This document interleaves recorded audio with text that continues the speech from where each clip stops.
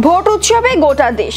সকাল সকাল ভোট দিলেন মাটিগাড়া নকশালবাড়ি বিধানসভার বিজেপি বিধায়ক আনন্দময় বর্মন। এদিন পাথরঘাটা জুনিয়র বেসিক স্কুলে 25-এর 159 নম্বর বুথে ভোট দেন বিধায়ক আনন্দময় বর্মন। ভোটের লাইনে দাঁড়িয়ে ভোট দিতে দেখা যায় তাকে। এদিন ভোট দেওয়ার পর আনন্দময় বর্মন বলেন, দেখুন, গোটা ভারতবর্ষে যে ভোটের মরশুম চলছে এবং এই ভোট একটা উৎসবে পরিণত হয়েছে এবং সবাই জানে যে এবারের ভোটে কে জয়লাভ করবে, তার জন্য আলাদা করে কোনো চিন্তাভাবনা করার কোনো বিষয় নেই। সারা দেশ তৈরি আছে প্রধানমন্ত্রী নরেন্দ্র মোদীকে তৃতীয়বারের জন্য ক্ষমতায় বসানোর জন্য। আজকে আমরাও আমাদের এই বুথে ভোট প্রয়োগ হচ্ছে। আমাদের দুটো বুথ পাশাপাশি আছে, 158 এবং 159।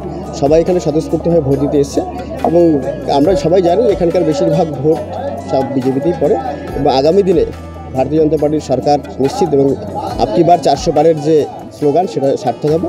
এবং আমাদের এখান থেকেও পরপর 3বার আমাদের দার্জিলিং থেকে ভারতীয় জনতা পার্টির এমপি বিজয়ী হয়েছে। এবারও চতুর্থবারের জন্য সে রেকর্ড অক্ষুণ্ণ। ইভিএম মেশিন হয়তো খারাপ হয়ে গেছিলো, আমি যেটা শুনলাম, তো আবার সেই মেশিন ঠিক হয়ে গেছে। তো এটা টেকনিক্যাল ব্যাপার, এটা যারা এখানকার কর্তৃপক্ষ আছেন তারাই বলতে পারবেন। তো আমি আশা করবো যে আর এরপরে যাতে কোনো মেশিন খারাপ না হয় এবং লোক যাতে শান্তিতে এবং খুব তাড়াতাড়ি ভোটটা দিতে পারে। এটা আমার 159 নম্বর পার্ট। এটা হচ্ছে পাথরঘাটা এই junior basic high school primary school এবং এখানটাতে মিরজংলা এবং হেলাপুর এই দুটো গ্রাম মিলিয়ে আমাদের এই বুথটা, এটাতেই আমি ভোট দিচ্ছি।